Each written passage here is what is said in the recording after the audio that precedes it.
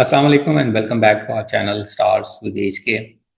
आज का जो हमारा सेशन है वो हमारी डिसलेक्सिया सीरीज का तीसरा सेशन है और हम आज जिस चीज़ पे बात करेंगे वो है टेस्ट ऑफ डिसलेक्सिया यानी टीओडी पे। हम फ्यूचर में भी ऐसी हेल्पफुल वीडियोस और सेशंस आपके लिए लाते रहेंगे। सो चैनल को ज़रूर सब्सक्राइब कर लें और बेल बटन को भी प्रेस कर दें सो दैट आप तक जो लेटेस्ट कंटेंट है हमारा उसकी नोटिफिकेशन टाइमली पहुंच सके। इसके अलावा अपने आसपास दीगर पेरेंट्स तक इस इंफॉर्मेशन को जरूर शेयर कीजिए। हो सकता है आपका एक शेयर किसी के काम आ सके। आज के सेशन की तरफ चलते हैं और आज के सेशन में हमें इस्लामाबाद से ज्वाइन किया है डॉक्टर आयशा यजदानी ने, जो कि पीएचडी इन एजुकेशनल साइकोलॉजी हैं, डायग्नोस्टिक एक्सपर्ट हैं और ईएमडीआर सर्टिफाइड थेरेपिस्ट हैं। Thank you very much doctor Ayesha कि आपने इस टॉपिक के लिए टाइम निकाला and welcome to our channel once again. Thank you Kamran साहब, आपका तो मैं बहुत तहे दिल से शुक्रगुजार हूँ। जो काम आप कर रहे हैं ना, मैंने और किसी को करते नहीं देखा है। जो क्वेश्चंस और जो आपकी इनसाइट है बड़ी पर्टिकुलर है, और जो जिस तरह लोगों तक रीच हो रही है, मैंने बल्कि आपकी जो पिछली टॉक्स होती हैं मैं वो शेयर करती हूँ। मैं वो मेरा काम आसान हो जाता है मेरी साइको एजुकेशन में लोगों को। जो आप लोगों ने पिछले दिनों एक डिसलेक्सिया पे भी बड़ी अच्छी टॉक की थी, तो आप बहुत मतलब कहते हैं ना अच्छे hard working and good professionals को आप उठाते हैं। राइट, बहुत शुक्रिया जी, बहुत शुक्रिया। तो डॉक्टर साहिबा, हम यहाँ से ही शुरू करना चाहेंगे। थोड़ा हमें ओवरव्यू अगर मिले कि टीओडी टेस्ट ऑफ डिसलेक्सिया क्या है और दूसरे जो डिसलेक्सिया के टूल्स हैं उससे असेसमेंट होती हैं उससे कैसे डिफर करता है, थोड़ा सा अगर इंट्रो हो जाए फिर उसको लेके चलते हैं। तो ठीक है। अम, आजकल ये जो वर्ड है डिसलेक्सिया, लोगों की तो अवेयरनेस में बहुत आ गया है। तो जो बच्चे नॉर्मली स्कूल की पढ़ाई में नहीं चल सक रहे, और एक इसका बड़ा बेसिक क्यू वर्ड है कि वो जी रिवर्स कर रहा है ना, बी और डी को उल्टा लिख रहा है, या हम्म। कोई लिख नहीं पा रहा सही। अब हमारे पास बहुत सारे रेफरल्स आ जाते हैं, तकरीबन हर बच्चा स्कूल कह देता है कि जी इसको तो शायद डिसलेक्सिया है। अच्छा, डिसलेक्सिया तो एक आम फहम तो हो गया। अब उसके साथ हो क्या रहा है कि जब हम देखते हैं कई दफा, तो देखने में तो आपको लगता है डिसलेक्सिया, लेकिन हम्म। डिसलेक्सिया चूंकि पॉपुलेशन में खास परसेंट के साथ होगा ना, 100 में से हम कह लें 15 लोगों में शायद हो। हम्म। तो उसमें फिर ये तो नहीं है ना कि अगर आप 25-30 बच्चे रेफर कर रहे हैं तो सबको जरूरी है, और उन 25-30 में से जो रेफर हो रहे हैं उसमें से परसेंटेज फिर कम हो जाती है। तो हम्म। लिहाजा हर बच्चे को डिसलेक्सिया हम नहीं कर सकते, और हमको एक before we go on the dyslexia diagnosis, हमें उससे पहले कुछ देखनी होती हैं चीजें। तो हम छोटे मोटे इंटरव्यू लेते हैं, हिस्ट्री लेते हैं, जिसको हम कहते हैं ना एक टेस्ट बैटरी। इसको आगे भी मजीद डिस्कस करेंगे, लेकिन हम बड़े डिटेल्ड पेरेंट्स से हिस्ट्री लेते हैं। और थोड़ा बहुत एक हम न्यूरोलॉजिकल स्क्रीनर पेपर पेंसिल वाला मैं करती हूँ, ये मेरी प्रैक्टिस है क्योंकि इंटरनेशनल पैटर्न ये वो करके फिर हम डिसाइड करते हैं आगे क्या करना है।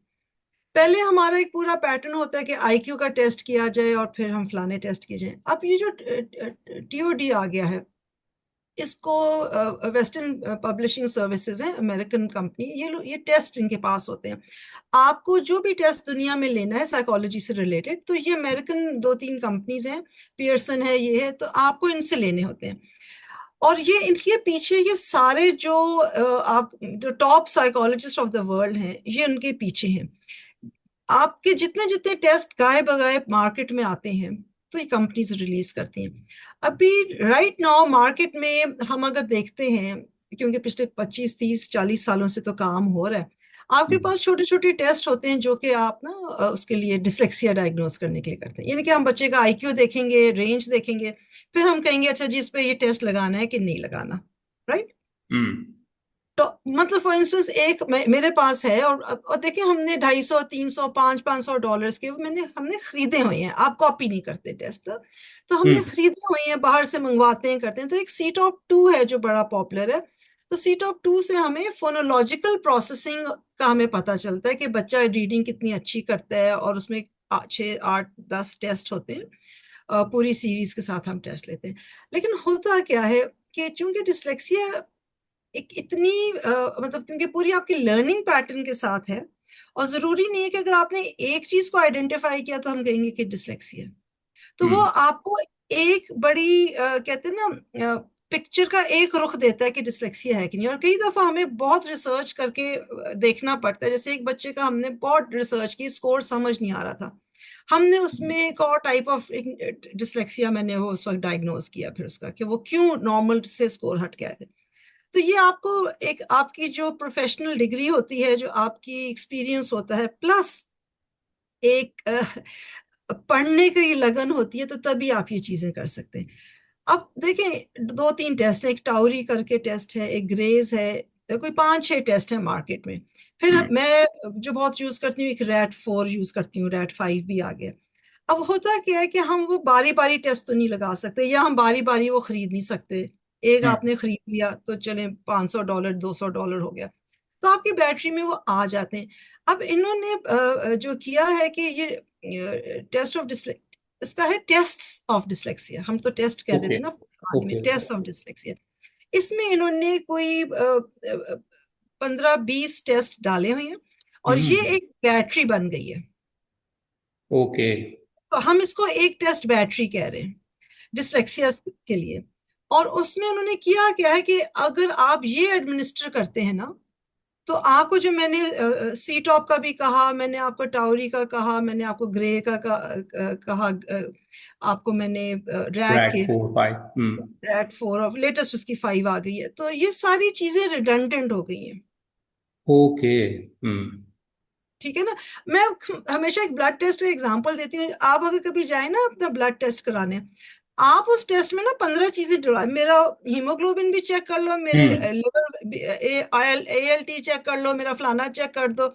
यही हमारी कोशिश होती है, एक ही सुई में कोई पूरी चीजें निकल आए, हम्म, ताकि हमें बार बार नीडल ना लगानी पड़े। तो आप ये समझें कि ये वही सीन है कि एक टेस्ट में हमने उन सारे टेस्ट की कैपेबिलिटी डाल दी है। हम्म, ठीक है। और right, इसका जो थोड़ी सी, अगर मैं मुझे इजाजत दें आप, मैं थोड़ा सा हम्म, पढ़ के भी बता दूंगी कि इन्होंने क्या किया है, कि इसको कॉम्प्रिहेंसिव डिसलेक्सिया असेसमेंट भी कहा है। और इन्होंने एक्चुअली कंसेप्चुअल डोमेन एक आइडेंटिफाई किया है। वो कंसेप्चुअल डोमेन है कि वो कि जी डिसलेक्सिया में क्या क्या आता है, हम्म, यानी कि एरिया क्या अफेक्ट होता है। तो एक आपका रीडिंग एंड स्पेलिंग डोमेन है। ओके, बच्चा हाईलाइट किस वजह से होगा? जब रीडिंग नहीं करेगा उसकी स्पेलिंग खराब होगी। हम्म, ठीक हो गया। लेकिन राइट, उन्होंने साथ साथ कहा है कि एक लिंग्विस्टिक प्रोसेसिंग होती है, यानी कि लैंग्वेज की जो बुनियाद होती है, लिंग्विस्टिक्स जिसको हम कहते हैं, उसमें फिर हम चार पांच चीजें आ जाती हैं जो कि कोर बनता है डिसलेक्सिया का। और फिर वो कहते हैं vocabulary and reasoning domain. Right, एक दफा बच्चों की वोकैबुलरी और रीजनिंग बहुत अच्छी होती है, लेकिन उसके बावजूद वो लिंग्विस्टिकली अफेक्ट हुए होते हैं। तो बेसिकली ये जब हम टेस्ट करते हैं, तो हमें इससे डोमेन्स पता चलते हैं। और उस डोमेन में हमें सबसे पहले एक स्क्रीनर लगाते हैं। हम्म, स्क्रीनर होता है कोई 15-20 मिनट का, जो आपने फटाफट स्कोर भी कर लेना होता है। ओके, ठीक है। और वो जो स्क्रीनर होता है, तो वहां से हमें डिसलेक्सिया रिस्क इंडेक्स मिलती है। राइट, राइट, ओके, राइट, कि बच्चा अगर 90 स्टैंडर्ड स्कोर पे आ रहा है, तो जी अब आपको से ऊपर जा रहा है, तो आपको जरूरत नहीं है करने की। हम्म, लेकिन उन्होंने साथ ये भी कहा है कि अगर इसमें बहुत हाई जा रहा है और आपने हाई में भी डिस्क्रिपेंसी देखनी है, तो वो फिर डायग्नोस्टिकली तो आ रही है ना चीजें आपके पास, हम्म, फिर हमें उसको देखने का एक और तरीका है। ओके, अब इसके बाद आप क्या करते हैं, फिर आप टॉड एडमिनिस्टर करते हैं, और टॉर्च या टीओडी, और इसको फिर आप करते हैं। फिर यहाँ में मजीद इस पे लग जाते हैं कोई आप 40-50 मिनट्स लग जाते हैं। और ओके, फिर उसके बाद आपको स्कोर्स मिलते हैं, फिर एक और इंडेक्स मिलता है जिसको हम कहते हैं DRI, तो हमें मिला ना स्क्रीनर करके, फिर हमें DDI मिलता है, डिसलेक्सिया डायग्नोस्टिक इंडेक्स। ओके, तो ये हमारे टेस्टों की, 5-6 टेस्टों की खत्म हो गई, हमारी कॉस्ट उधर से खत्म होगी, क्योंकि जब आप खरीदेंगे ये सारों का इकट्ठे आपको एक अमाउंट पड़, ठीक है। यानी कि लेकिन ये आपने टेस्ट ऑफ डिसलेक्सिया नहीं खरीदना होता, साइकोलॉजिस्ट ने टेस्ट्स ऑफ डिसलेक्सिया खरीदना होगा, वही जो जी, नंबर ऑफ मल्टीपल टेस्ट हैं।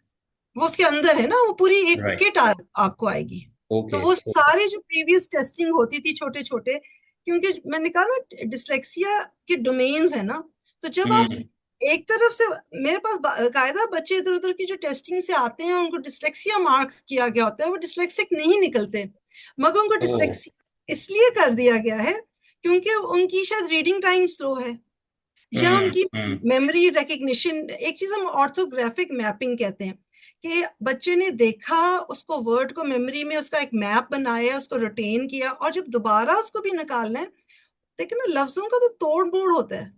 हम्म। कभी लफ्जों की साउंड्स होती हैं, हर लफ्ज की अपनी साउंड होती है, फिर उसको ब्रेक करते हैं, फिर उसको इकट्ठा करते हैं। तो वो जो मैपिंग है from board to mind to copy, हम्म।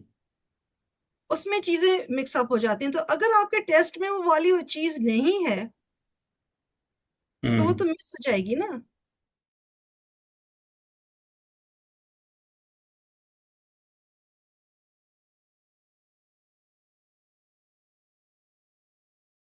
अच्छा, एक चीज और बताइए कि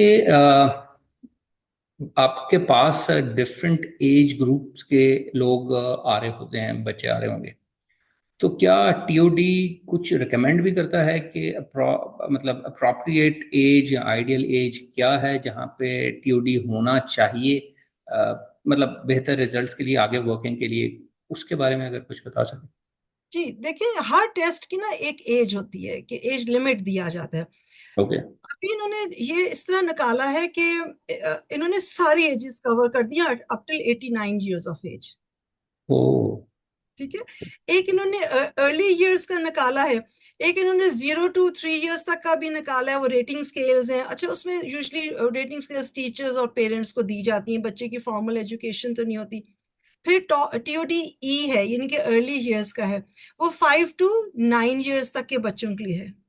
और हम्म। टीओडी सी यानी कि टेस्ट ऑफ डिसलेक्सिया कॉम्प्रिहेंसिव, ये 5 साल से लेके ये 89 ईयर्स तक जा रहे हैं। ओके। अब मैं I be very frank with you, मैंने ये अगर आप साइट पे देखते हैं कि तकरीबन ये $1200 का टेस्ट बन रहा है, और जब तक हमारे पास पाकिस्तान आता है ये $1400 तक का हो जाता है, क्योंकि इस पे टैक्स भी लगता है और डिलीवरी चार्जेस भी लगते हैं। हमने थोड़ा सा क्या किया कि हमने अर्ली वाला नहीं लिया, और हमने सी से लिया है, क्योंकि वो 5 ईयर्स से तो कर रहा है ना काम। हम्म। तो हमने 5 ईयर्स ले लिया। उससे पहले जो ऐसे जो बच्चे हमारे पास आते हैं इंडिकेशन, हम उनके साथ अकॉर्डिंग इंटरवेंशन जो चीजें तो हम यूज कर लेंगे उनके साथ। लेकिन हम्म। स्पेसिफिकली अब देखिए, जो जो मेरा काम है, तो मेरे पास आप हैरान होंगे, हर एज के लोग आते हैं माशाल्लाह, यंगस्टर्स, 40s में भी लोग आते हैं, हम्म। 20s के तो डेफिनेटली आते हैं, क्योंकि जब उन्होंने यूनिवर्सिटीज में जाना है, हम्म। प्रोफेशनल्स आते हैं, हम्म। क्योंकि जब वो कभी पहले डायग्नोज नहीं थे, तो अब वो उनको प्रॉब्लम हो रही है एग्जाम्स में। तो इसकी एप्लीकेबिलिटी तो फिर बैंड आप देखें ना, 5 से आप 89 ईयर्स तक कर सकते हैं। हम्म। हम्म। राइट। अच्छा, एक चीज़ और ये बताइए कि जब आप ये टेस्ट कर रहे होते हैं, तो क्या ये टेस्ट, मैं और अपने समझने के लिए, नाजरीन के लिए भी, कि क्या ये टोटली पेपर बेस्ड टेस्ट है, डिजिटल है, मिक्सचर है, कॉम्बिनेशन है इन सब चीज़ों का, कैसे इसको करते हैं आप लोग? जी बिल्कुल, बड़ा अच्छा क्वेश्चन है आपका। जो टेस्ट डिजिटल होते हैं, अभी देखें जब भी आप इन साइट्स पे जाते हैं, अभी प्रोफेशनल्स के लिए बात स्पेशली है, कि जब आपने टेस्ट परचेज करना होता है, तो अभी चूंकि पेपर फ्री और डिजिटल पे ज्यादा आपको वो हम्म। कर रहे हैं, तो आपकी जो स्कोरिंग बेसिकली होती है, तो वो आपकी स्कोरिंग के लिए ना आपको वो जैसे आईपैड होता है, आपको हम्म। आईपैड रखना होता है। I have an iPad here, पता नहीं इस पे आ रहा है कि नहीं, एनीवे आईपैड पे आपको जब आप परचेज करते हैं तो यू पे, और आपको वो फॉर्म ऑनलाइन आ जाता है। उसका फायदा ये होता है कि स्कोरिंग आप इधर टेस्ट करते हैं, आपकी स्कोरिंग डिजिटल हो जाती है। ओके। आपको 10 मिनट में आपने बस टेस्ट किया, रिपोर्ट एंटर किया, तो उन्होंने खुद ही कैलकुलेट करके एक कंप्यूटर जनरेटेड रिपोर्ट दे देनी है। राइट। राइट। अब हमारे जैसे मुल्कों में प्रॉब्लम ये है कि हमारा बहुत ज्यादा तो नहीं है, कि हम एक तो डॉलर और इस तरह का रेट होता है, फिर डिमांड होती है, तो आपको अपनी कन्वीनियंस देखनी है। बड़े बड़े जो ऑर्गेनाइजेशन है, सेटअप्स हैं, वो डिजिटल पे जा रहे हैं। वो हम्म। डिजिटल पे है इसलिए क्योंकि वो दे कैन मैनेज इट, एक ईयरली सब्सक्रिप्शन पे करनी होती है। हम लोग, कई लोग, I am still preferring the manual, और बस इंशाल्लाह आहिस्ता आहिस्ता मैं भी उस पे आ जाऊंगी। अब मैं आपको थोड़ा सा दिखाऊं टेस्ट का क्या है। टेस्ट के हम्म। लिए इतने हमें बुकलेट्स भी दिए हैं, अब इसमें रिवर्स होकर ही आएगा। तो हमारे पास बुकलेट्स हैं और वो काफी मोटी बुकलेट्स हैं। लेकिन जो बेस्ट चीज उन्होंने की है वो एक होती है कि जो आपने बच्चों को प्रेजेंट करना है ना मटेरियल, ये थोड़ी तो देर रोकना पड़ेगा आपको कि ताकि वो होल्ड अब कर लो। नजर आ रहा है TODC या। तो अब हम इसकी एक ईजल है, तो ये ईजल हम फिर बच्चों के सामने करते हैं और इस पे हमें चीजें आती हैं। ठीक हो गया, ओके। ये हम बच्चे के सामने रख रहे हैं। और हमारे पास एक बड़ी मोटी बुकलेट है जिसपे हम लिटरली हमें एक टेस्ट के लिए हमें ना, अब अगर हमने इसको अगर ओरिजिनल यूज करें तो वो डॉलर्स में, हम फिर हम्म। फोटो कॉपी करते हैं, हमें 1000 to 2000 हमें पर बच्चा फोटो कॉपी करने के चार्जेस आ रहे हैं। ओ, इतनी क्योंकि कॉम्प्रिहेंसिव फोटोकॉपी। इतनी कॉम्प्रिहेंसिव, और आपको टेस्ट करने हैं और आपको करने हैं। और मैं आपको बताऊं, इनके नॉर्म्स का एक मैन्युअल है। It is it is this thick, ये ओ। नॉर्म्स हैं।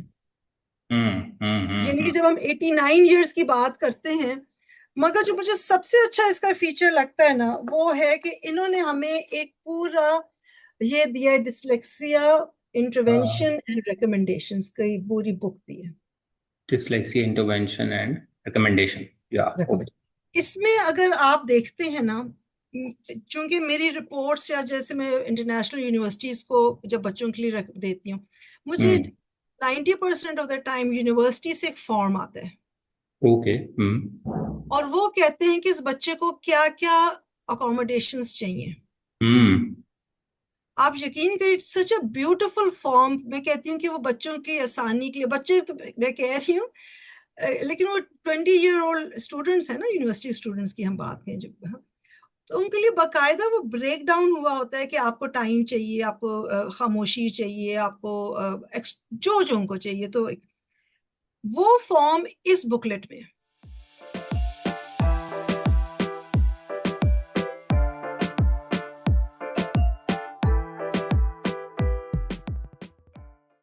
आपने बाहर की यूनिवर्सिटीज का कहा, तो मैंने कहा कभी इत्तेफाक से कभी किसी पाकिस्तानी यूनिवर्सिटी ने खुद से कहा हो कि बच्चे को क्या अकोमोडेशन चाहिए?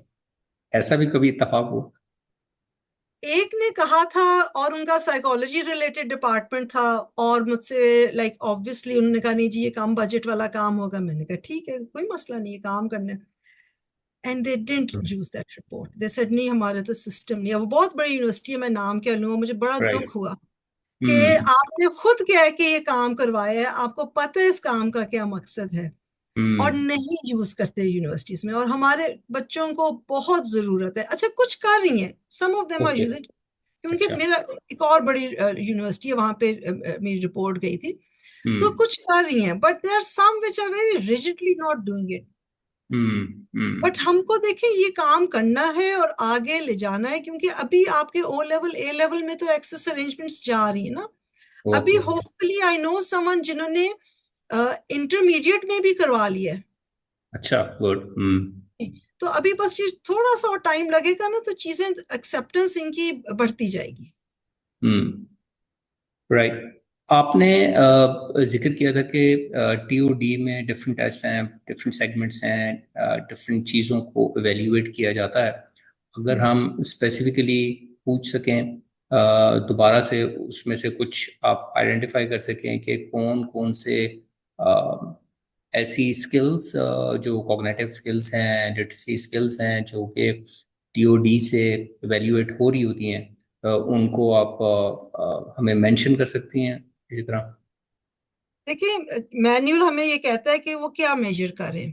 तो हम्म। क्लिनिकल पिक्चर हम देखते हैं कि एक बच्चा आता है या एक इंडिविजुअल आता है, तो उसमें उसको डिफिकल्टी होगी रीडिंग नॉनसेंस वर्ड्स। अच्छा, एक ये बड़े मजे का टेस्ट होता है कि वो वर्ड ही नहीं होता, हम्म। और वो जरूर टेस्ट करवाते हैं, तो नॉनसेंस वर्ड्स यानी कि सूडो वर्ड्स होते हैं। फिर हाँ होते हाँ। हैं इरेगुलर वर्ड्स होते हैं। फिर स्लो रीडिंग रेट होता है और पुअर स्पेलिंग होती है। ये हम्म। तो चार है ना जो मेन चीजें आ रही हैं, कि हम एक उल्टा सीधा नया वर्ड बना देंगे, या हम उसको इरेगुलर, जो इरेगुलर वर्ड जैसे वर्ड्स का फॉर्म चेंज होता जाता है ना, वो हो हम्म। जाएगा। रीडिंग रेट्स स्लो होगा और पुअर स्पेलिंग होगी। अब लिंग्विस्टिक एबिलिटी जो मैंने आपको मेंशन किया था ना, हम्म। ये तो हम्म। डोमेन था ना, रीडिंग एंड स्पेलिंग का डोमेन था। हम्म। सेकंड डोमेन जो आपका लिंग्विस्टिक एबिलिटी का आता है, वहां पे हम क्या कर देखते हैं, फोनोलॉजिकल अवेयरनेस। ओके। हम्म यानी कि जो हम कहते हैं ना आबा काडा, जो ABC नहीं, आप कहते हैं ना आबा काडा। राइट राइट, या हमारे लिए वो काफी मुश्किल हो गया। मुश्किल हो गया। तो फिर होती है रैन, रैपिड ऑटोमाइज्ड नेमिंग। ओके। ये टाइम टेस्ट होते हैं कि फटाफट उसको कि ऑटोमेटिकली बच्चा नेम कर सकता है कि नहीं। फिर ऑडिटरी वर्किंग मेमोरी होती है। अच्छा, इस टेस्ट में और जितने भी जैसे सी टॉप था ये था, तो इसमें साथ ऑडियो फाइल्स भी आती हैं। अच्छा। तो वो एक वर्ड बोलती है खातून, उसमें एक वॉइस होती है जो बोलती है, और फिर हम्म वो बच्चे ने या रिपीट करना होता है या जो भी उसको काम दिया जाता है कि उसमें से लाइक फर्स्ट लेटर चेंज कर दो तो आखिरी चेंज कर दो, वो डिफरेंट कॉम्बिनेशंस होती हैं। तो हम फिर ऑडिटरी वर्किंग मेमोरी में चेक करते हैं कि एक बच्चे को काम दिया गया है तो उसको कान से सुनने में उसको कितनी उसने की रिटेंशन एबिलिटी है। क्योंकि हम्म आपको पता है ना, लर्निंग एबिलिटीज होती हैं, कोई कोई देख के बहुत अच्छा याद रखता है, राइट। किसी हम्म को सिर्फ सुनना बेहतर रहता है। कुछ होते हम्म हैं जैसे उनको देखना भी है, उनको सुन, वो जो क्लास में बच्चे नहीं होते या बड़े जो साथ नोट्स भी बना रहे होते हैं, देख भी रहे होते हैं नोट, तो वो भी हम्म उनका कंबाइंड होता है। तो ये आपका वहां से आता है। फिर आपकी एक ऑर्थोग्राफिक प्रोसेसिंग होती है। हम्म। वो जो शेप ऑफ द लेटर है जो वो है, ओ। उसको हम्म आपने from learning to retaining, and from retaining to changing its different forms, और फिर आप उसको ले आते हैं। ओके, अच्छा। और जी जी। और एक दूसरे के विजुअल वर्बल पेयर्ड एसोसिएट, ये इस तरह की स्केल है जी। राइट। अच्छा, एक चीज और व्यूअर्स के जहन में भी आ सकती है कि कितना रिलायबल, कितना एक्यूरेट है टीओडी, और क्या ये जब आप टीओडी से डिसलेक्सिया को आइडेंटिफाई कर रहे होते हैं तो क्या ये सेग्रीगेट भी कर लेता है प्रॉपरली, एक्यूरेसी के साथ, विद अदर लर्निंग डिफिकल्टीज और disabilities? What do you mean by learning difficulties और डिसेबिलिटीज? मेरा मतलब है कि मतलब कि जो एक्चुअल डिसलेक्सिया की डोमेन में नहीं आते, उनको एक्यूरेटली उससे सेग्रीगेट कर सकता है ये टेस्ट। अच्छा, अ, ये आपको एक चीज हमेशा याद रखनी होती है कि ये जितने टेस्ट होते हैं ना, ये टेस्ट हमेशा बात करते हैं प्रोबेबिलिटी में, ओके। हतमी नहीं देते। Right right. अब मैं फिर अपना फेवरेट एग्जांपल दूंगी, वो ब्लड रिपोर्ट का। हम्म। और फॉर इंस्टेंस कई दफा होता है कि जैसे डायबिटिक लोग होते हैं तो उनका एक रेंज देता है, और नीचे हमेशा एक काली लाइन में लिखा होता है क्लिनिकल पिक्चर के साथ कोरिलेट किया जाए, हम्म। कि अगर रेटिंग हाई आ रही है तो उसमें ऑटोमेटिकली वो जनरेट हो जाती है कि इसको किया जाए। तो जो भी बीमारी या जो भी डायग्नोसिस होती है, तो उसमें हमेशा वो कहते हैं कि जी इसको अपने डॉक्टर से बात करें, या इसको corroborate करें या कोरिलेट करें। ठीक है, कोरिलेशन का कुछ और मतलब होता है, corroboration का कुछ और मतलब होता है, पता है ना आपको कि राइट राइट। रिलेशनशिप होती है कि भाई किस तरह की रिलेशनशिप है, और corroboration का ये होता है कि भाई वो बराबर जा रही है कि नहीं जा रही। तो उसी हम्म। तरह जब हम जिस भी टेस्ट की बात करते हैं, जिस मर्जी हम टेस्ट की बात करते हैं ना, हम उसमें दो तीन चीजों का, हम जितने हम डायग्नोस्टिशियंस हैं या स्टैंडर्डाइज टेस्टिंग वाले हैं, और हम पेरेंट्स को हमारा फर्ज है हम गाइड भी करते हैं। हम्म पहली चीज तो ये कि ये चूंकि अमेरिकन टेस्ट होते हैं, और हम्म अब आपने ये छोटा सा काम देख लिया, इतना हैवी काम है ये, 2,500 बंदे पे अमेरिका में काम हुआ हुआ है, from the age of I think 11 0 to 89 years। ठीक है, राइट। एक्सटेंसिव काम है, लेकिन वो उनकी पॉपुलेशन पे है। तो हम हम्म जब यहाँ पे मैं जितने भी टेस्ट इस तरह के उनके यूज करती हूँ, क्योंकि हमारे पास तो अनफॉर्चुनेटली नहीं है, तो हम्म। उसमें चीज होती है एज एंड ग्रेड। अच्छा। मैं हमेशा एज पे जाती हूँ, मैं ग्रेड पे नहीं जाती। हम्म। और मैं रेकमेंड करती हूँ सबको कि देखें, हमारी देखें, अगर आप गवर्नमेंट स्कूल का ग्रेड देखें और आप एक प्राइवेट स्कूल का ग्रेड 3 देख लें, हम्म। तो बच्चा जमीन आसमान के डिफरेंट लेवल पे होगा। सही सही। और आपको उसमें फिर अगर आप उसको वहां से जज करेंगे तो वो बच्चा अननेसेसरीली लो रैंक हो जाएगा। तो अगर हम एज के हिसाब से देखते हैं कि एक बच्चे को तीसरी जमात तक टेबल्स आनी चाहिए 3 to 5 की, फर्ज करें, हम्म। और उसको नहीं आ रही है, तो हम कहेंगे कि क्यों नहीं आ रही। हम्म तो इसलिए एज का ना एक ठीक अच्छा बैलेंस क्राइटेरिया रहता है, आप ग्रेड में भी कर लें तो एक ये होता है। सेकेंड पे हम इसमें देते हैं एक interval level, confidence inter level होता है, एक प्रोबेबिलिटी लेवल होती है। तो टीओडी जो है ना, ये प्रोबेबिलिटी में बात करता है that there is a probability of a higher risk, moderate risk और no risk। ये हर टेस्ट बात करता है ऐसे, हतमी बात राइट। कोई नहीं टेस्ट कर कोई। सकता। हम डायग्नोस्टिक भी जाते हैं, डायग्नोस्टिक भी देते हैं। डायग्नोस्टिक लिए आपको पता है ना, उन्होंने फुल पेज की चेकलिस्ट दी है ओके। कि उसका स्कोर इस पैटर्न में होगा। फिर आप देखेंगे कि घर में किसी और को ऐसे है, उसके माहौल में देखेंगे, फिर उसकी स्कूल की पढ़ाई की डिफिकल्टीज देखेंगे, कोई 5-6 चीजें। जब वो सारी चीजें इकट्ठी होती हैं और एक डायरेक्शन में जाती हैं, फिर हम डायग्नोज करेंगे ना कि लर्निंग, कि ये डिसलेक्सिया है। ठीक हो राइट। गया। तो यहां से आ गया कि हमने एज ले ली, हमने अच्छा कौन ये मैंने नहीं बताया। प्रोबेबिलिटी ये होती है कि मैं 100 में से कितनी कॉन्फिडेंट हूं कि मेरा रिजल्ट ठीक है। राइट। तो एक 99% प्रोबेबिलिटी होती है, 95 होती है, 90 होती है। तो जो भी टेस्ट होता है मैं हमेशा उसका मिडिल रेंज लेती हूँ। ओके। ठीक है, मैं 100% मतलब 99% या 95% नहीं लूंगी मैं, या 90 लूंगी या 85 लूंगी। कि सही। मेरे काम में 15% गलती हो सकती है, हम्म 15% गलती हो सकती है कि ये सही हमने काम ना किया हो, या हमारे चूंकि ये माहौल के मुताबिक नहीं है, तो हम 15% की गलती उसमें रख सकते हैं। फिर कॉन्फिडेंस इंटरवल आता है कि क्या इसका जो स्कोर है इसके दरमियान, मतलब हम इंसान है ना, हम कोई हम्म ईंटें तो नहीं है जिनको गिन लें या जहां मर्जी कर लें। तो जो सही सही। तो डिस्क्रीट नहीं है, हम इनडिस्क्रीट है, यानी कि हम 0 to 10 पे हम 0.1 to 9 तक भी जाएंगे उस तक। तो कॉन्फिडेंस इंटरवल जो होता है कहता है कि फर्ज करें 90, अगर हम एवरेज की बात करें तो हम्म 95 और 85 में ट्रू स्कोर फॉल करेगा okay. With a 90% probability. Okay, understand. ठीक है, तो ये जो आपको होता है कि जी मेरी डिसीजन, मेरा काम, ये डायग्नोसिस ये कितना सही है, तो हम कहते हैं जी हम इतने कॉन्फिडेंट हैं, इतने हद तक हैं कि ये बच्चा, इसका स्कोर किसी भी वजह से ऊपर नीचे जाता है। कभी बच्चा थका होता है, कभी बच्चा हम्म ध्यान नहीं देता है, बड़ा भी ध्यान नहीं देता है, बाद में याद आता है, तो हमने एरर मार्जिन बिल्ट इन किया होता है। हम्म ये this goes same for any other issue which yes. May be coming up, जो आपने कहा ना दूसरे इश्यूज हों या हम्म कुछ और। हम्म अब हम्म फिर यहाँ पे बात आती है corroborate, यानी कि हमने एक टीओडीसी कर लिया, अब हमने दूसरी चीजों के साथ किया है कि क्या ये लर्निंग डिफिकल्टी यानी कि डिसलेक्सिया की तरफ जा रहा है, या हम्म ये इसमें और चीजें आ रही हैं। अभी हमने एक बच्चे पे जो किया है, तो हमें, तो बच्चा ऐसा रेफर होकर है कि जी सबने कहा है डिसलेक्सिया। जब मैंने बात की उस वक्त इनिशियली मुझे भी लगा कि I was actually quite happy कि चलो अब हमने टीओडीज पे करना है। जैसे हम्म जैसे हमने काम करना शुरू किया ना, तो वी रियलाइज्ड कि उसमें कुछ और इश्यूज आ रहे थे। ओके।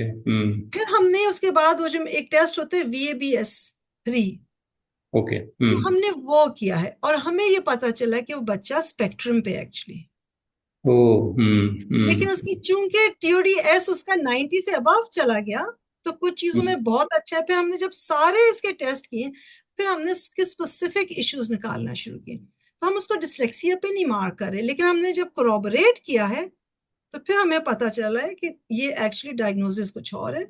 और so now we are ruling out dyslexia and we are ruling in learning issues and learning difficulties and things. तो इसीलिए आपका जो टेस्ट एडमिनिस्ट्रेटर होता है उसको अवेयरनेस, उसकी रिसर्च, उसकी नॉलेज, में अपनी खुदा ना खास्ता तारीफ बिल्कुल नहीं करूंगी, मगर सही। मैं प्रोफेशनल्स के लिए लेकिन करूंगी। इससे आपको मुझे बड़ा ये डिफिकल्ट चीज होना। जरूर वाज़ेह हुई कि हर कोई जो है डिसलेक्सिया या डायग्नोसिस करना is not an easy job. अगर प्रॉपरली आप ऑनेस्टली करें तो हर कोई कर नहीं सकता। मतलब काफी साइंटिफिकली अप्रोच के साथ करना पड़ता है। एक चीज और बताइए कि किसी को टीओडी अप्लाई हुआ, डायग्नोसिस हो गया, तो क्या ऐसी भी रिकमेंडेशन है कि उसी बच्चे का कितने अरसे के बाद दोबारा टीओडी होना चाहिए? एक तो कि उसकी प्रोग्रेस को मॉनिटर करने के लिए, या किसी और भी वजह से, तो कुछ रिकमेंडेशन ऐसी भी है इस टेस्ट में? देखिए इसमें बेसिक तो इसमें चूंकि आपको मैं दिखाया था ना, इन्होंने इतना अच्छा मैनुअल दिया, तो आपने वो रिकमेंडेशंस उसको उसके आगे उसका इंडिविजुअलाइज्ड एजुकेशनल प्लान बनेगा, या हम्म। जो आप आगे उसकी स्टडी का फॉर्मेट देंगे टीचर्स को पर्टिकुलरली देंगे ना। हम रिकमेंडेशन फॉर होम देते हैं, रिकमेंडेशन फॉर स्कूल देते हैं। तो ऑर्डिनरी टीचर जो होते हैं, यानी इन द सेंस जो कई दफा ट्यूशन की ट्यूशन आंटी होती हैं, जो भी होती हैं, हम्म। तो वो उन्होंने बेसिक थोड़ा बहुत पढ़ा होता है, शाम को बच्चों को पढ़ाते हैं। हम्म। हर किसी का इंटरेस्ट नहीं होता है कि स्पेसिफिकली डिसलेक्सिया से डील करने के लिए वो ट्रेनिंग लें। हम्म। तो इसमें होता है कि जब हम रिकमेंडेशंस दे रहे हैं तो हम थोड़ा बहुत उनको मजीद हेल्प कर सकते हैं, but I would always recommend, और ये बहुत आटे में नमक के बराबर है आपके पास डिसलेक्सिया के थेरेपिस्ट। हम्म। ये बहुत कम लोग हैं, क्योंकि इन्होंने जो अच्छे वाले हैं ना, उन्होंने इंटरनेशनल ट्रेनिंग्स ली हुई है ऑनलाइन, हम्म। और फिर वो ये काम करें तो अब बात आती है कि रीटेस्ट कब करना है। तो आपका जो एजुकेशनल प्लान होता है, तो वो आपको ऑटोमेटिकली लेवल्स बना के आपको उस गोल्स की तरफ जाता है, फिर वो रीअसेस होता रहता है एवरी 6 मंथ्स या एवरी ईयर, जो आईपी होता है। हम्म। जो टेस्टिंग है ना, टेस्टिंग जो एक इंटरनेशनल और अब पाकिस्तान में भी every school is now emphasising, क्योंकि इंटरनेशनली जो इसका एम्फोसिस है, एवरी 2 इयर्स टेस्टिंग होती है। ओके। ठीक है, 2 इयर्स टेस्टिंग का मतलब ये है कि बच्चे का अब रिपोर्ट किया है, तो अगर हमें बहुत ज्यादा मॉनिटर करने की जरूरत है तो फिर हम करते हैं। अगर हम्म। देखिए ना, इसमें कॉस्ट भी है, पेरेंटल कॉस्ट भी है। मेरे पास जैसे हम्म। आते हैं दो, there are some parents who are doing it very, लेकिन कई दफा कोई ऐसी डायग्नोसिस होती है जिसमें एवरी 2 इयर्स आपको एवेल्युएशन करने की जरूरत नहीं पड़ती। Hmm. Then I hmm. Guide the parents कि आप अभी वेट करें, हम इसको दोबारा कर लेंगे जब बच्चा फलाने स्टेज पे पहुंचेगा। हम्म। अगर 12 साल की उम्र पे आ गया है तो हम कहते हैं इसको अगले 2-3 साल आप इसी को करें, इसी को मैनेज करें। अनलेस आप बहुत एक्टिवली करना चाहते हैं तो एक अलग बात है, क्योंकि हम ये वाली अब चीज सेव करते हैं ओ लेवल के एक्सेस अरेंजमेंट्स के लिए। ओके। ओके। स्कोर्स आपके फ्रेश होने होते हैं ना। हम्म। अच्छा, एक चीज और बताइए कि बहुत से मिसकंसेप्शंस आ जाते हैं हर फील्ड में डिसलेक्सिया की डायग्नोसिस में, या डिसलेक्सिया को लेके पेरेंट्स को। तो ये टीओडी क्या कुछ ऐसे मिसकंसेप्शंस को एड्रेस कर रहा है जो कि पेरेंट्स के जहन में होते थे या हैं? आपके एक्सपीरियंस के हिसाब से कोई, मतलब टीओडी क्या कुछ ऐसे मिसकंसेप्शंस को एड्रेस करने की कोशिश कर रहा देखिए अभी तो हमने स्टार्ट किया है, मतलब मेरे पास 4-5 महीने से ये टेस्ट आया हुआ है, और मैंने अभी इसको लॉन्च किया, तो अभी हमने 1-2 बच्चों पे टेस्ट किए हैं। और है? मैंने कहा ना, जैसे हमें डिफरेंशियल डायग्नोसिस इसने दे दिया। हम्म। हम्म। तो अब पेरेंट्स के लिए जब आपको पाथवे उनको मिल जाता है, या जब उनको एक पूरा रोड मैप मिलता है ना, अब हमने ये करना है ये करना है, तो पेरेंटल इन्वॉल्वमेंट बड़ी जरूरी है, और पेरेंट्स को खुद भी इस पे पढ़ना लिखना बहुत जरूरी है। सिर्फ जो आपको प्रोफेशनल ने बताया उसको नहीं बिलीव करना। तो हम्म। वो जो होम प्रैक्टिसेस हैं वो बड़ा इफेक्ट करती हैं इसके आउटकम्स को। हम्म। अच्छा, लेकिन अगर आपने आपने जी, अभी जिक्र किया था, वो ही मेरा ख्याल है एक वन ऑफ द मेजर और मोस्ट कंसर्निंग क्वेश्चन पेरेंट्स के लिए होता होगा, कि टेस्ट ऑफ डिसलेक्सिया टीओडी जब आपके पास कोई आता है, इंडिविजुअल स्टूडेंट आते हैं, क्या कॉस्ट एक्सपेक्टेशन होगी इसको परफॉर्म करने की? देखिए मतलब मैंने सच्ची आपको बात बताऊं, जितनी मैंने अपनी पूरी लाइफ में मैंने मेरी अगर मेरी शॉपिंग है ना, या मेरी एक वो है, तो वो है कि मैं इन साइट्स पे जाती हूँ, मैं विंडो शॉपिंग करती हूँ, आप कौन सा टेस्ट लेना है, आप कौन सा टेस्ट लेना है। मैं तो वो वाला बंदा हूँ, लेकिन मुझे पता है कि जब हमने चीजें लोगों के लिए आसान करनी है, और मैं भी साल साल लेके ये सोचती हूँ, तो मेरा फर्स्ट कंसर्न ये नहीं होता कि मैं जी अब अपने पैसे पूरे करूँ, मुझे नहीं पता, मैं लेती हूँ और काम करती हूँ, राइट। लेकिन हम्म। हमको इतना करना है कि हमने हमने अपने जो टाइम लेता है, देखिए घंटा डेढ़ तो सिर्फ एडमिनिस्ट्रेशन में लगता है ना। राइट। ठीक है, फिर हमने उसके बाद 2 दिन 3 दिन करके बैठ के इसको हमने डेडिकेट करके हमने बनाना है। कई दफा हमें इसके एडिशनल भी कोई चीज की पड़ जाती है। अब मैं क्या करती हूँ, पहले मैं पूरी टेस्ट बैटरी भी करती थी, बहुत कुछ करती थी, तो कभी कभी कॉस्ट बहुत ज्यादा हो जाता था। हम्म। लेकिन अब इकोनॉमिक सिचुएशन बहुत चेंज हो गई है ना, तो इसलिए हम्म पेरेंट्स को मेरी पूरी कोशिश ये होती है कि हम इसको एक मैनेजेबल में रखें, बाकी चीजें हम इसमें बिल्ड इन कर दें। तो अगर मैं अगले ये 30-35 तक का हम ये टेस्ट कर रहे हैं और हम इसमें दो और चीजें भी डाल रहे हैं, I don't think it's too much. यानी कि अगर हमने कोई 4 लाख का हमने टेस्ट लिया है, हम्म उसकी कॉस्ट तो इस तरह आई ना, कॉस्ट सही से। इसकी इस तरह आई। हमने हम्म ट्रेन किया, हमने तैयार किया, लेकिन हम इसको उस तरह नहीं देखते कि जी हमने अपना कब रिकवर किया। अब हम हम्म फिल्टर डाउन करते हैं पेरेंट्स तक कि इसको हम 30 या 35 तक का रखते हैं, इट्स हम्म डूएबल। इसमें फिर हमारे पास विंडो भी होती है, और फिर हमने उसी बच्चे पे करना है जिसपे हम्म हम श्योर हैं कि डिसलेक्सिया के साइंस आ रहे हैं। ओके। क्योंकि हमने ना अभी जैसे मैं बताया ना, एक बच्चा आया, वी वर बिल्कुल। क्वाइट एक्साइटेड, और अब वो नहीं है तो हमने एक और किया, but we did not pass that charge to the parents. Okay. अच्छा अच्छा। अब हमारी सही। भी तो कोई फर्ज बनता है ना, कि भी हम भी थोड़ा सा अपने उसको देखें। तो वो ये चीजें हम कई चीजें अपने पे भी ले लेते हैं, लेकिन आई थिंक अगर कोई ये एक्सपेक्ट करे कि ये बहुत सस्ता होगा, ये अभी तो नहीं हो सकता। और अगर कोई और हम्म लाता है या हम इसको किस तरह इस तरह लेवल पे करते हैं, तो that will be very different. But generally जो टेस्टिंग्स जाती हैं वो 30+30 का एक फिगर, और मैं ऑनलाइन कह रही हूँ, मैं सबके लिए कह रही हूँ, क्योंकि इसमें कोई there is nothing to I think hide और be mysterious about. Right, fair क्योंकि इनफ। बड़ी देखिए, हम ना सिर्फ काम करें, पीछे हमारी एक स्पिरिट भी तो मोटिवेटेड है कि जब आप एक बच्चे पे मेहनत करते हैं ना। मैं जब साइकोलॉजिस्ट बनी थी तो मेरा था कि एक मैं एक बड़ी एज का शख्स लूं जिसके मसले हम थेरेपी करें, but I wanted to have maximum impact हमारे मुल्क में जहाँ पे रिसोर्सेज कम है। तो when hmm when you work with a teacher, तो आप ऑटोमेटिकली आप ना कम से कम 100 बच्चे को रीच आउट ज्यादा। किया। राइट राइट जब राइट। आप एक फैमिली के साथ काम करते हैं तो आप तो पूरी जनरेशन चेंज कर देते हैं ना। हम्म तो हमारे काम में हमको बैलेंस भी रखना है, और हमें एक कम्युनल वो भी करना है। तो क्या ख्याल है आपका, मुनासिब है कि नहीं है ये? नहीं नहीं, ठीक है, फेयर इनफ। अच्छा, एक लास्ट क्वेश्चन हम ऐड करते हैं जो कि पेरेंट ने हमसे एक फोरम पे पूछा। वो उसका कुछ आंसर आपने शुरू के इंट्रोडक्शन में दिया। मैं चाहता हूं कि अगर उसमें कुछ ऐड करना चाहें आप, लेकिन मैं वो क्वेश्चन जरूर ऐड करना चाहता हूं ताकि उस मदर का एड्रेस हो सके कि डिसलेक्सिया की टेस्ट बैटरीज कौन सी हैं।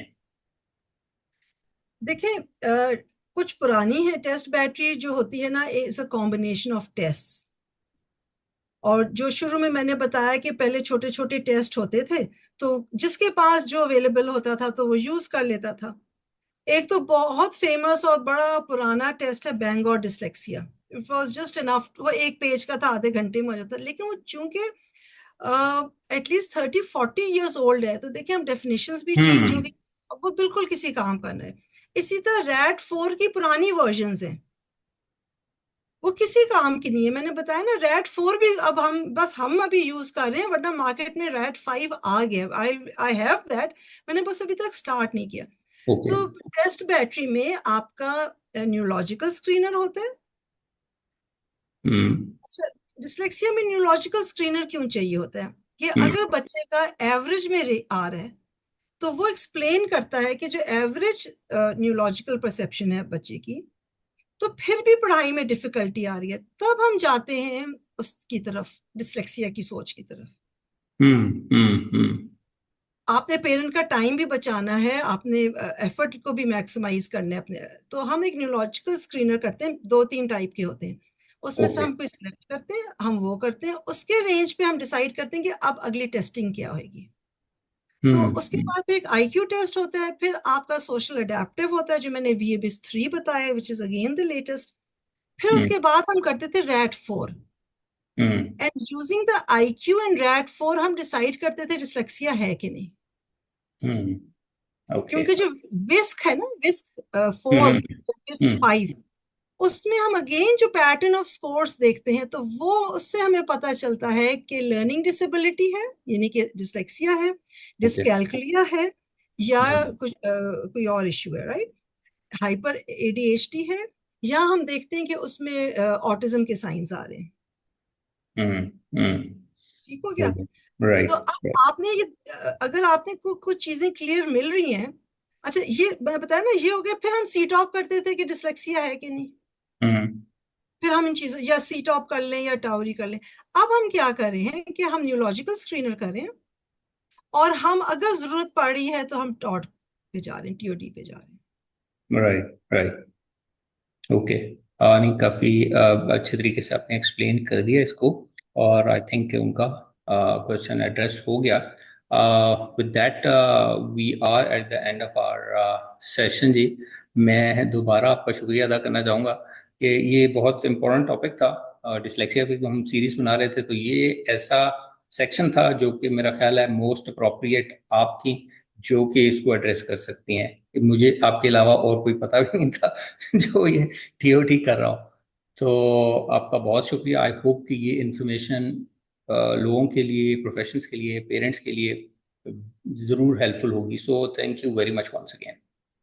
Thank you very much for giving me this platform.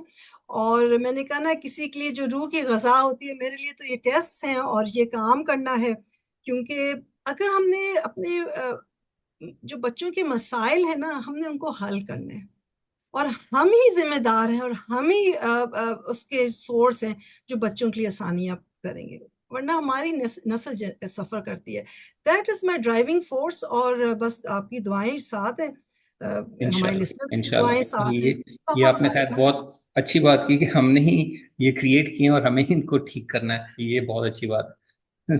So thank you very much जी। और इसी के साथ हम आप सबसे भी इजाज़त चाहेंगे। इंशाल्लाह नेक्स्ट सेशन में एक नए टॉपिक के साथ, एक नए गेस्ट के साथ आपके सामने दोबारा हाजिर होंगे। अंटिल देन, टेक केयर, अल्लाह हाफिज।